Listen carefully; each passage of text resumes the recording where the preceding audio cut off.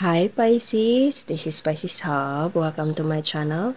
So for today's video, gagawa tayo ng daily reading for Pisces para sa araw na ito. Okay, alamin natin kung ano ang mga posibleng mangyari, mga gabay mensahe ng ating tarot card and ng ating The Keeper, the fortune telling card for Pisces sa araw na ito. Okay, so reminder lang po na ito ay general reading Pisces. So, pwede pong mag-resonate, pwede pong hindi. Okay? And ang ating daily reading ay always pong timeless. So, kahit anong araw, buwan o taon mo ito napanood, basta mag-resonate po sa sitwasyon, tugma po sa sitwasyon niyo po, take lang. Okay?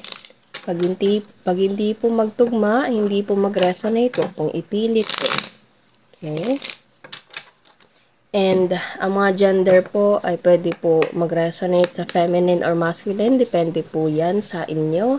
Depende din po sa mga taong dinidil nyo. Okay? Mababae, lalaki, LGBT ay pwede po sa masculine or feminine. Okay? So, ano po ang message niyo po for Pisces para sa araw na ito? Mga gabay mensahe for Pisces para sa araw na ito.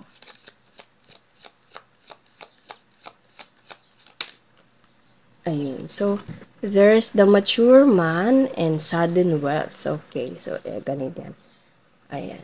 So, merong magandang pagbabago. Okay. Pwede ito ay pera, galing or konektado kay mature man and privileged lady. Okay.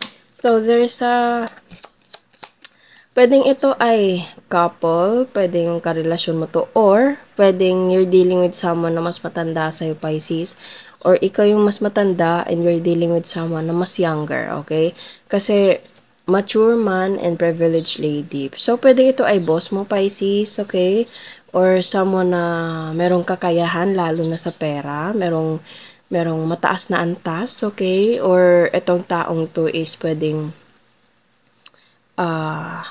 nakatira mula sa malayo kasi meron tayo ditong globe.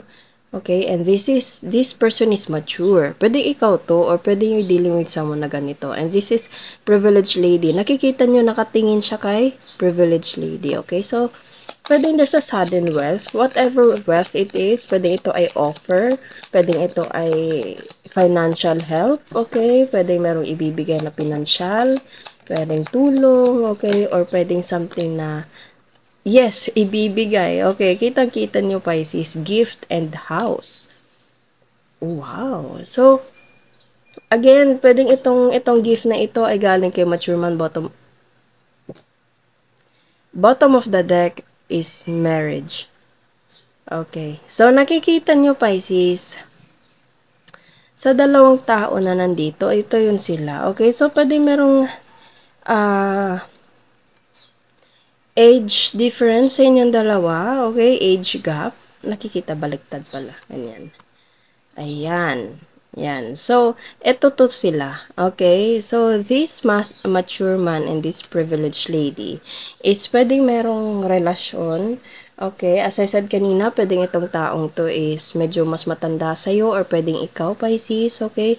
And there's a sudden wealth. And this wealth is ibibigay niya kay privileged lady, okay? Kasi kita-kita nyo, nakatingin yung mukha niya dito. Okay, sobra siyang naa-amaze. And yung gift na yun is pwede merong connection sa bahay and kasal. Okay, so pwede itong taong to. It's either dinidil mo na to, Pisces, or kumbaga, makikita mo siya in the nearest future, okay? So, kahit ano man, pwedeng karelasyon mo na o hindi. Kasi para siyang love okay? Kasi sa bottom of the deck natin dito is marriage, okay? So, there's a gift na merong connection sa sudden wealth and bahay and marriage regarding with this mature and privileged lady. Mature man and privileged lady po, okay? So, wow, maganda. So, maganda naman yung lumabas na mga keeper cards natin, okay? So, there is someone, pwedeng karelasyon mo na to ngayon, Pisces, and this person is meron siyang ibibigay sa'yo. Okay? Ayun. So, this person or you, Pisces, is working hard or hardworking, okay? Kasi nakikita niyo, nagtatabaho siya ng maayos. Okay, nagtatabaho siya ng maayos. Nag-iipon. Ayun, nag-iipon siya. And yung kung ano man yung pinagtrabahuan niya, Pisces, ibibigay niya sa'yo. Although medyo matagal nga lang, okay? Matagal, slow process, pero darating at darating siya. Okay, ibibigay at ibibigay niya. Okay? So, there's a pentacles right here. Kung hindi man to about love, pwede din, as I said kanina, pwede din about sa offer, financial help, pwede. Okay? The Hangman, yes. Medyo mabagal nga lang, on process pa siya, pero darating at darating siya. Slow pace, pero darating. Okay? Parang slowly but surely. Ganun. Okay? So, tatlong lumabas, si kitang-kita nyo, Pisces. Kitang-kita nyo, Ace of Pentacles again. Okay? And there's a King of Swords. So, and also there's a Page of Cups pala. So, nakikita nyo, itong Ace of Pentacles na nandito and Page of Cups is ito yun. Okay? And ito yung ibibigay sa'yo or ikaw yung magbibigay and pwede ito ay nanggaling kay King of Swords. And this King of Swords is ito si mature man. This person is pwedeng, again, merong mataas na antas, pwedeng sa trabaho, pwedeng sa pinansyal, okay? And this person is, kumbaga, more on thinking itong taong to, mature and at the same time, malalim yung iniisip ng taong to, okay? And nakakapag-decide na siya, okay? Meron na siyang plano, meron siyang decision na gagawin, okay? Kasi parang itong King of Swords kasi is parang decision making.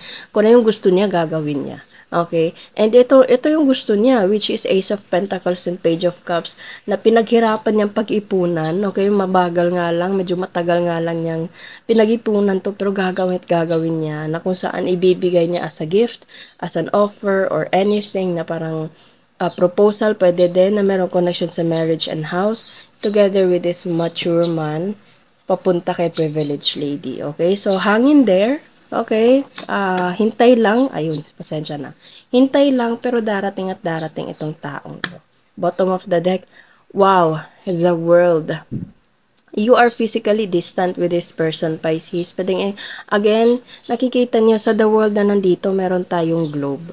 Okay, globe and the world. So, pwedeng magkalayo kayo, pwedeng nasa ibang bansa tong taong to, hindi ikaw, Pisces, is nasa ibang country din. Okay, so, kahit ano man, kahit merong physical distance between the both of you, andun yung parang desidido, porsigido ng taong to, and also galing, also din, ba't ako nabubulol, okay?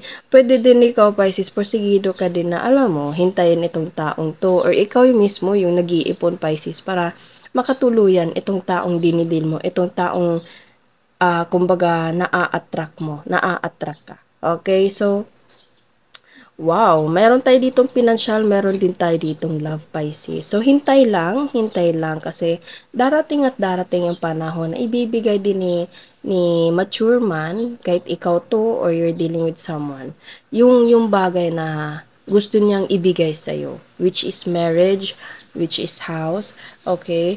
Pinag-ipunan niya, pinaghirapan niya, mabagal nga lang, pero darating at darating. Hintay ka lang, okay? And Page of Cups, yung cup niya, merong fish, Pisces, and Ace of Pentacles, money, wealth, okay? So, this person already have a big decision regarding with you, Pisces, or ikaw, you have a big decision regarding with your person, okay? So, pwedeng you're dealing with air sign, Gemini, Libra, Aquarius, earth sign, Taurus, Virgo, Capricorn, and water sign, Pisces, Cancer, Scorpio. Okay? So, yun po ang ating reading sa araw na ito, Pisces. Naway nag-resonate po, huwag niyo po sanang kalimutan na mag-like at mag-subscribe po sa ating channel. And click the bell button, Pisces, para ma-notify po kayo sa next videos na i-upload natin. Okay? So, thank you, Pisces, and God bless!